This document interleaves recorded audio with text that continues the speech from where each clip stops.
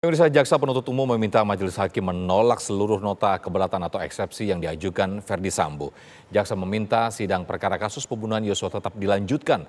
Menurut Jaksa, surat dakwaan Verdi Sambo telah cermat dan sesuai aturan hukum.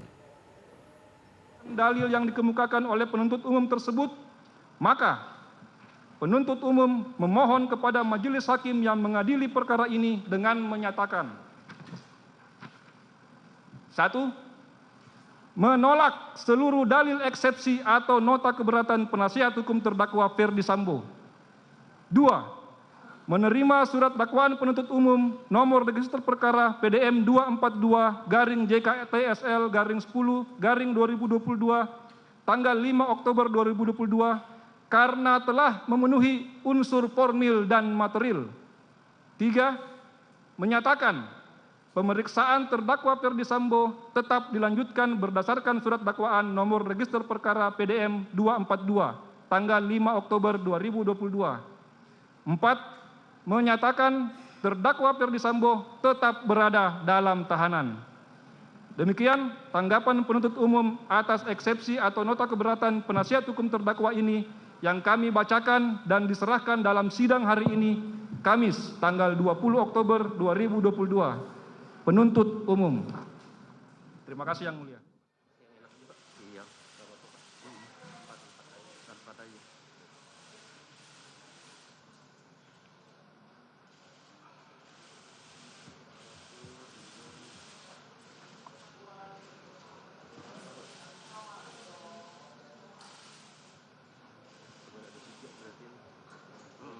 Geser aja.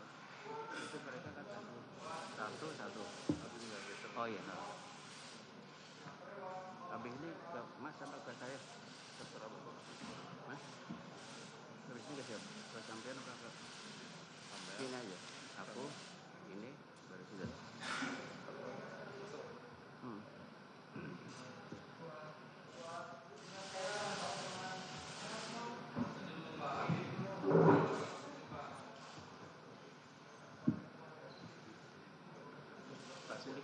Mau dikasih kan? Ini geser.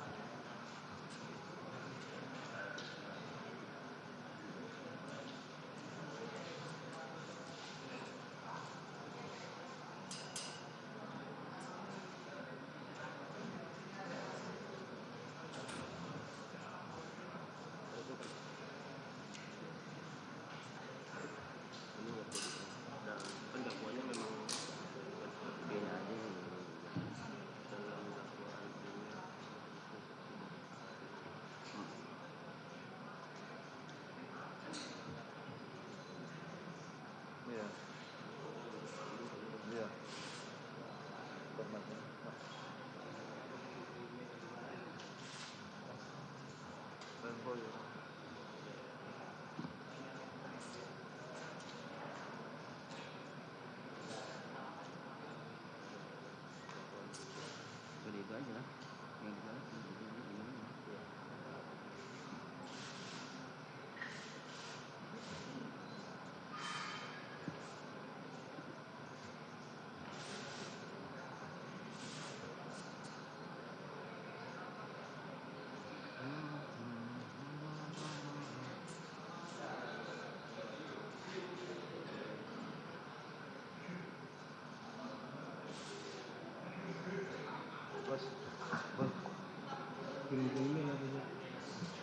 kita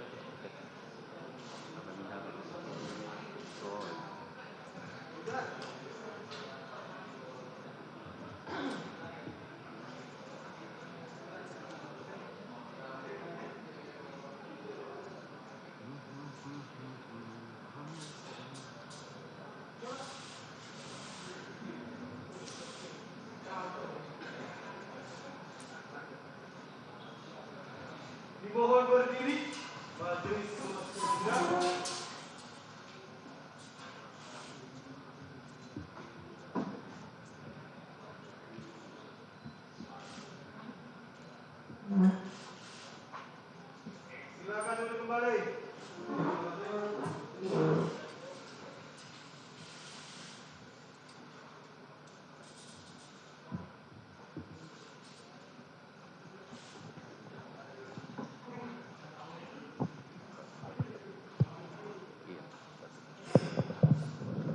Skors perkara atas nomor 800 PIT B 2022 atas nama terdakwa Kuat Ma'ruf dinyatakan dicabut, sidang dinyatakan dibuka untuk umum.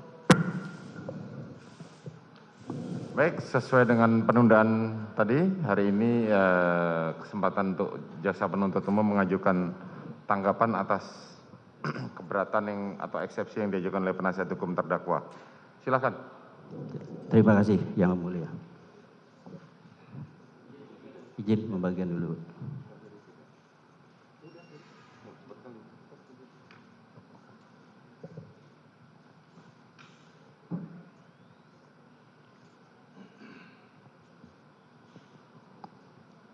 Izin membacakan Yang Mulia. Kejaksaan Republik Indonesia, Kejaksaan Tinggi DKI Jakarta, Kejaksaan Negeri Jakarta Selatan. Demi keadilan dan kebenaran berdasarkan ketuhanan yang Maha Esa, pendapat penuntut umum atas keberatan yang diajukan terdakwa Kuat Ma'ruf yang didakwa dalam dakwaan primer pasal 340 KUHP jungto pasal 55 ayat 1 ke 1 KUHP. Dakwaan subsidiar pasal 338 KUHP jungto pasal 55 ayat 1 ke 1 KUHP melalui penasihat hukumnya dalam perkara pidana nomor PDM 244-JKTSL-10-2022 selanjutnya disebut perkara Akwo. Bismillahirrahmanirrahim. Assalamualaikum warahmatullahi wabarakatuh. Salam, Namo Buddhaya, Om Swastiastu. Majelis Hakim yang mulia, penasihat hukum yang kami hormati, sidang pengadilan yang kami muliakan. Pertama-tama, perkenankanlah kami mengucapkan terima kasih kepada Majelis Hakim yang telah berkenan memberikan kesempatan kepada kami untuk menanggapi keberatan yang diajukan oleh terdakwa Kuat Ma'ruf, selanjutnya disebut terdakwa, melalui penasihat hukumnya. Pada kesempatan ini pula, sesuai dengan ketentuan yang diatur dalam pasal 156 ayat 1 Undang-Undang Republik Indonesia nomor 8 tahun 1981 tentang hukum acara pidana, selanjutnya disebut KUHP. Kami selaku penuntut umum dalam perkara ini akan menyampaikan pendapat atas keberatan yang telah disampaikan oleh terdakwa melalui penasihat hukumnya di Pengadilan Negeri Jakarta Selatan pada hari Kamis tanggal 20 Oktober 2022. Majelis Hakim yang mulia, berangkat dari tipologi asas legalitas, yakni lex scripta harus tertulis, lex serta harus jelas, dan lex scripta tidak boleh diterjemahkan lain selain dari apa yang tertulis dengan jelas. Maka ketentuan pasal 156 ayat 1 KUHP telah mengatur secara limitatif dan imperatif mengenai 3 alasan untuk mengajukan keberatan terhadap surat dakwaan penuntut umum, yaitu 1. Pengadilan tidak berwenang mengadili perkaranya. Mengenai hal ini, KUHP dengan jelas mengaturnya dalam pasal 84, pasal 147, sampai pasal 151 KUHP, yang pada prinsipnya alasan keberatan ini dapat diajukan bila mana terhadap hal-hal yang menyangkut masalah kewenangan pengadilan untuk mengadili perkara baik secara relatif maupun kompetensi relatif secara absolut. Dakwaan tidak dapat diterima. Bahwa terhadap alasan ini hanya dapat diajukan terhadap hal-hal atau keadaan yang merupakan vervolging listing gronden atau dasar-dasar yang meniadakan penuntutan. Misalnya, apakah terdapat pengaduan untuk delik aduan? Pasal 75 KUH pidana, nebis in idem, pasal 76 KUH pidana, terdakwa meninggal dunia, pasal 77 KUH pidana, serta perkara daluarsa, pasal 78 KUH pidana. 3. Surat dakwaan harus dibatalkan. Bahwa terhadap alasan ini hanya dapat diajukan jika surat dakwaan tidak memenuhi syarat formil maupun material dari surat dakwaan, yaitu A. Syarat formil. Surat Edaran Jaksa Agung Republik Indonesia nomor SE 004/J.A/11/1993 tentang pembuatan surat dakwaan tanggal 16 November 1993 menyebutkan pasal 143 ayat 2 KUHP telah menetapkan syarat-syarat formil yang harus dipenuhi dalam pembuatan surat dakwaan sebagai berikut. 1. Surat dakwaan harus dibubuhi tanggal dan tanda tangan penuntut umum pembuat surat dakwaan. 2. Surat dakwaan harus memuat secara lengkap identitas terdakwa yang meliputi nama lengkap, tempat lahir, umur, tanggal lahir, jenis kelamin, kebangsaan, tempat tinggal, agama, dan pekerjaan. B. Syarat material. Pasal 143 ayat 2 KUHP, ulangi, pasal 143 ayat 2 huruf B KUHP telah menentukan syarat material dan dari suatu surat dakwaan yang menyatakan surat dakwaan harus memuat uraian secara cermat, jelas, dan lengkap mengenai tindak pidana yang didakwakan dengan menyebutkan waktu dan tempat tindak pidana itu dilakukan. KUHP tidak menjelaskan secara rinci apa yang dimaksud dengan uraian cermat, jelas, dan lengkap dalam suatu surat dakwaan. Oleh karena itu, untuk memperjelas maksud pasal tersebut, hendaknya merujuk pada sumber-sumber hukum, baik itu pendapat hukum, doktrin, maupun putusan hakim, jurisprudensi. A. Sutomo dalam bukunya Pedoman Dasar Pembuatan Surat Dakwaan dan Suplemen cetakan kedua PT Pratnya Paramita Jakarta halaman 10 dan halaman 11 menyatakan yang dimaksud dengan uraian cermat, jelas, dan lengkap adalah sebagai berikut. A. Cermat berarti kecermatan dalam menguraikan unsur-unsur tindak pidana yang ditentukan oleh undang-undang atau pasal-pasal yang bersangkutan. B. Jelas berarti uraian yang jelas untuk memudahkan terdakwa mengerti tentang perbuatan apa yang didakwakan kepadanya. Dengan demikian, memudahkan baginya untuk mengadakan pembelaan terhadap dakwaan atas dirinya. C. Lengkap. Berarti uraian perbuatan yang didakwakan menjadi bulat. Artinya, hal-hal yang relevan sesuai dengan unsur-unsur pasal yang bersangkutan. Tidak ada yang ketinggalan, tidak ada yang tercecer.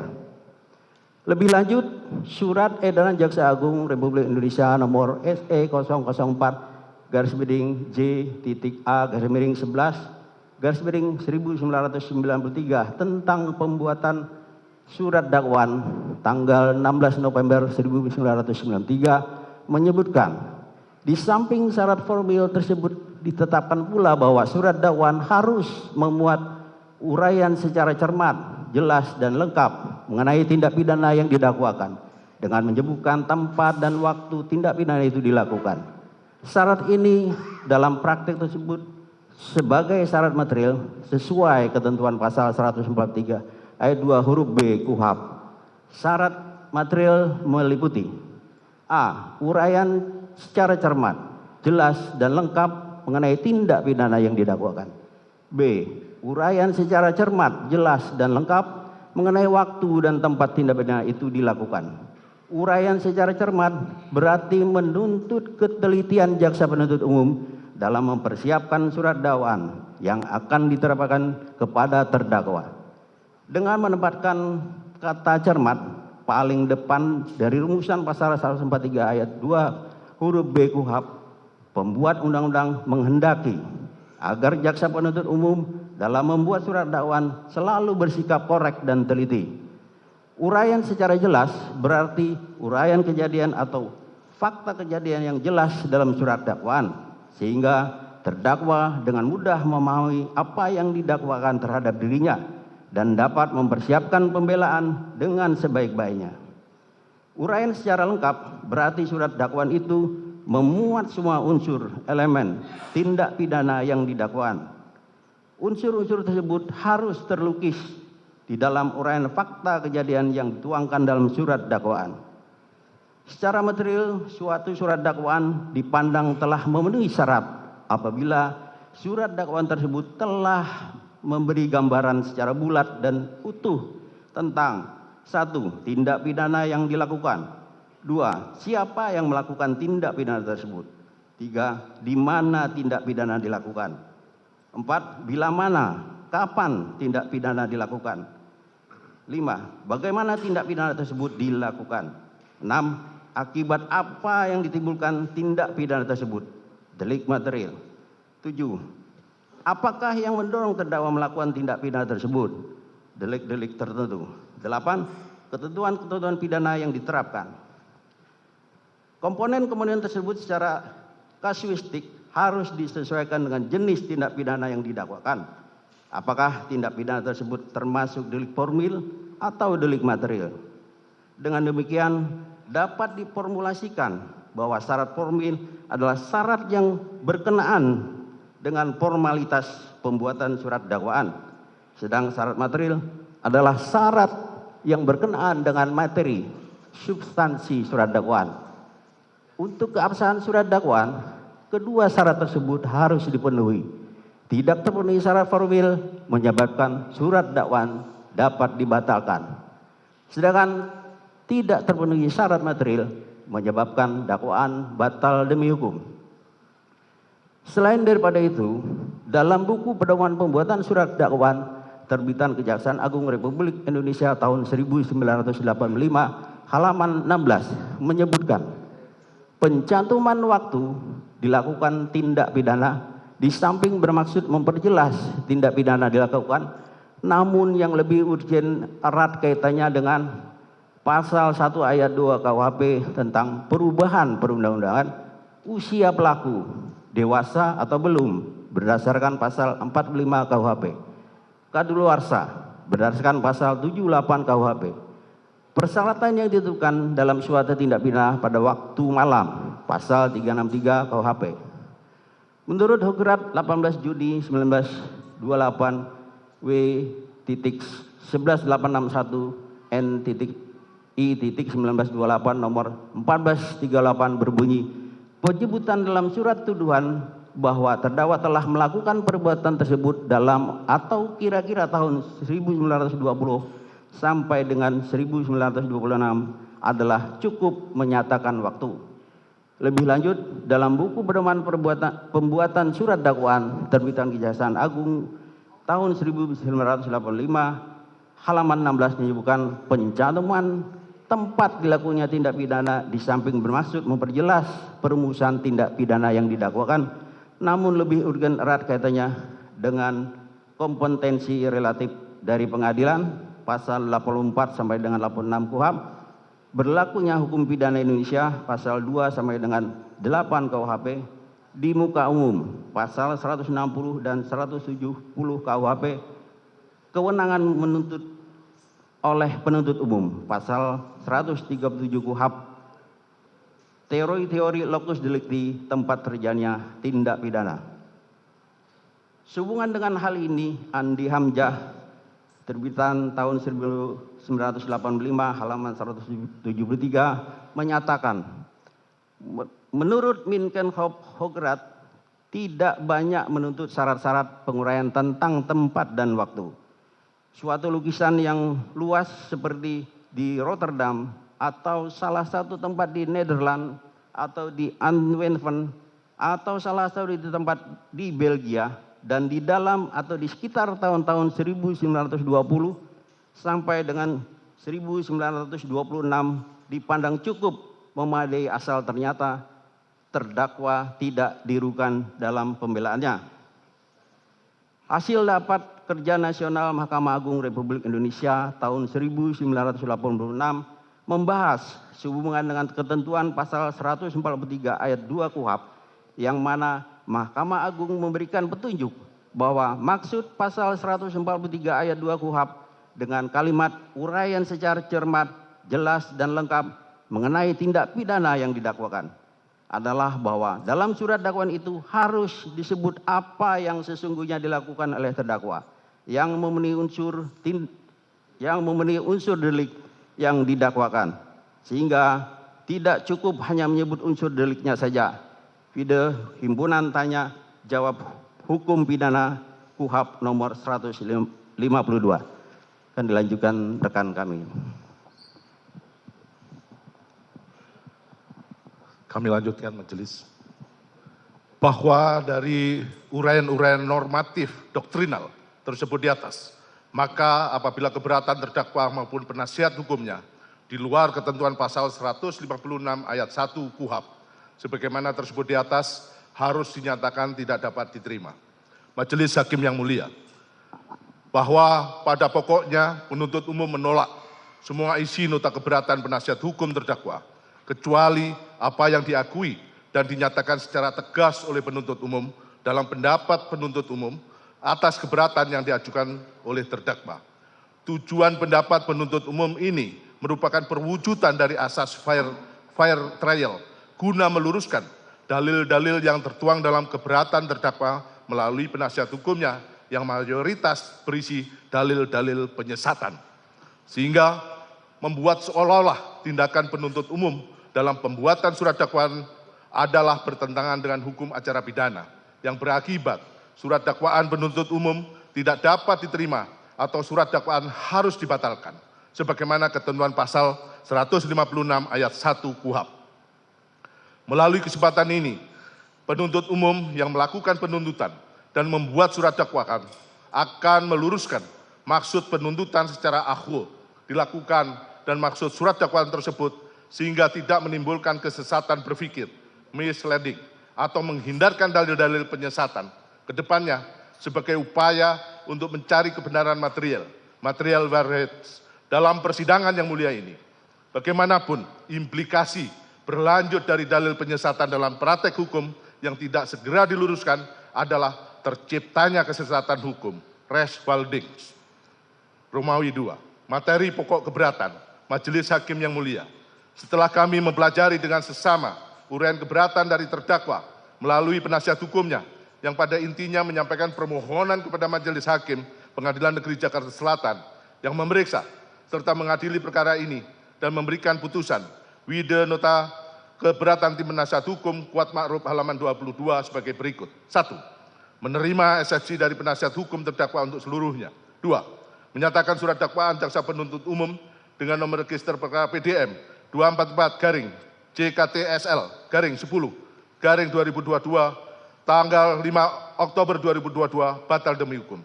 3. Menetapkan pemeriksaan perkara terhadap terdakwa tidak dilanjutkan. 4. Membebaskan terdakwa dari segala dakwaan serta memerintahkan jaksa penuntut umum untuk melepaskan terdakwa dari tahanan. 5. Memulihkan hak terdakwa dalam hal kemampuan, kedudukan, harkat serta martabatnya. 6. Membebankan biaya perkara kepada negara. 7. Ex aqua et bono. Permohonan tersebut diajukan oleh terdakwa melalui penasihat hukumnya yang diuraikan dalam beberapa poin yang dianggap krusial sebagai dasar mengajukan keberatan atas kekeliruan surat dakwaan yang diajukan oleh jaksa penuntut umum antara lain Wide nota keberatan tim penasihat hukum Kuat Ma'ruf halaman 11 sampai dengan 21. A. Uraian dakwaan tidak lengkap dan jelas. B. Dakwaan jaksa penuntut umum tidak menjelaskan perbuatan terdakwa yang merupakan tindak pidana atau pendukung terjadinya tindak pidana yang didakwakan. C. Dakwaan penuntut umum tidak cermat, tidak menjelaskan secara jelas dan lengkap perbuatan penyertaan terdakwa. D. Dakwaan jaksa penuntut umum tidak cermat, di mana unsur tindak pidana yang didakwakan dalam dakwaan primer dan dakwaan subsidiar adalah sama, sedangkan pasal pidana yang didakwakan berbeda. Romawi 3. Pendapat penuntut umum. Majelis Hakim yang mulia, menyusun konstruksi hukum dalam suatu pendapat hukum di sidang pengadilan haruslah didasarkan pada argumentasi hukum yang jelas, kuat, dan logis. Karena hukum merupakan penalaran tertinggi, sebagaimana adagium lex ratio summa incita in natura, que juber a, qua facindasun prohibita contraria. Hal terpenting dalam argumentasi hukum adalah penguasaan terhadap hukum itu sendiri, yang tidak terbatas pada ketentuan hukum positif, semata melainkan memandang hukum sebagai suatu sistem, sebagai tatanan atau kesatuan yang utuh, yang terdiri dari bagian-bagian atau unsur-unsur yang berkaitan erat satu dengan yang lainnya. Oleh sebab itu, argumentasi hukum juga menuntut penguasaan hukum dari lapisan filsafat ilmu, dimulai dari dogmatika hukum, asas-asas hukum, serta teori hukum, hingga filsafat hukum, sebagai lapisan tertinggi, serta berbagai metode penemuan hukum yang terdiri dari penafsiran hukum maupun argumentasi.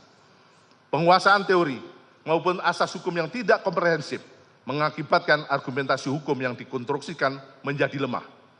Karena menimbulkan berbagai konflik di dalamnya yang tidak sesuai dengan adagium non est certandum de regulis juris, yaitu tidak ada hukum yang bertentangan satu dengan yang lainnya. Konstruksi hukum yang demikian tentunya akan mudah dirapuhkan dan dibantahkan. Setelah membaca dengan sesama surat keberatan terdakwa yang diajukan oleh penasihat hukum terdakwa, adapun pendapat penuntut umum sebagai berikut. 1. Uraian dakwaan tidak lengkap dan jelas. Video keberatan halaman 11 sampai dengan halaman 15. Tanggapan bahwa dalil penasihat hukum yang menyatakan surat dakwaan penuntut umum tidak lengkap dan jelas berkenaan dengan tidak dijelaskannya hubungan peristiwa keributan yang terjadi di rumah Magelang antara korban Nofriansah Yosua Huta Barat dengan terdakwa justru menunjukkan ketidakmampuan penasihat hukum dalam memaknai apa yang dimaksud dengan uraian jelas dan lengkap. Padahal penasihat hukum dengan membangun argumentasinya menggunakan surat edaran Jaksa Agung Republik Indonesia nomor SE 004-11-11-1993 tentang pembuatan surat dakwaan yang ditindaklanjuti dengan surat Jaksa Agung Muda Tindak Pidana Umum nomor B 607-11-1993 tanggal 22 November 1993 tentang pembuatan surat dakwaan yang mana dua aturan tersebut telah menjelaskan apa yang dimaksud dengan uraian jelas, uraian cermat, jelas, dan lengkap menggunakan bahasa yang sangat mudah dipahami. Oleh karena itu, kami penuntut umum akan menggunakan dasar hukum yang sama seperti yang digunakan oleh penasihat hukum untuk menunjukkan kekeliruan penasihat hukum dalam memaknai apa yang dimaksud dengan uraian cermat, jelas, dan lengkap.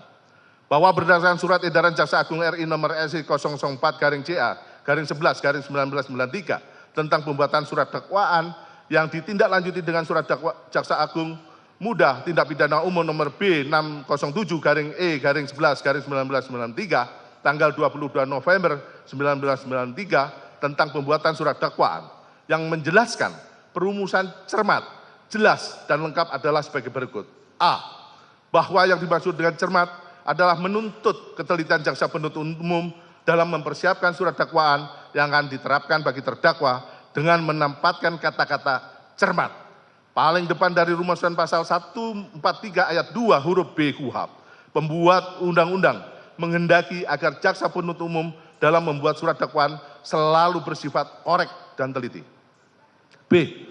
Bahwa yang dimaksud dengan jelas adalah uraian kejadian atau fakta kejadian yang jelas dalam surat dakwaan, sehingga terdakwa dengan mudah memahami apa yang didakwakan terhadap dirinya dan dapat mempersiapkan pembelaan dengan sebaik-baiknya. C. Bahwa yang dimaksud dengan lengkap adalah surat dakwaan itu memuat semua unsur elemen tidak pidana yang didakwakan. Unsur-unsur tersebut harus terlukis di dalam uraian fakta kejadian yang dituangkan dalam surat dakwaan.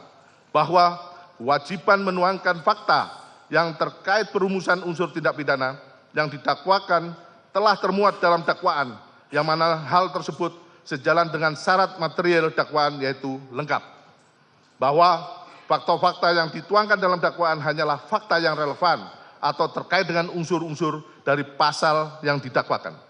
Hal tersebutlah yang melatar belakangi penuntut umum tidak memasukkan secara eksplisit kejadian keributan yang terjadi di rumah Magelang antara korban Nofriansah Yosua Huta Barat dengan terdakwa pada tanggal 7 Juli 2022 karena tidak adanya relevansi dengan materi surat dakwaan penuntut umum terkait dengan dakwaan pembunuhan berencana sebagaimana pasal 340 KUHP. Sehubungan dengan hal itu, penasihat hukum terdakwa perlu memahami bahwa dalam ajaran doktrin dan teori hukum pidana, makna pembunuhan berencana berdasarkan unsur pasal 340 KUHP, yakni barang siapa dengan sengaja dan dengan rencana terlebih dahulu merampas nyawa orang lain, sama sekali tidak mengharuskan dan mensyaratkan adanya penguraian terhadap latar belakang, garing motif dari terdakwa, sebagaimana kejadian pada tanggal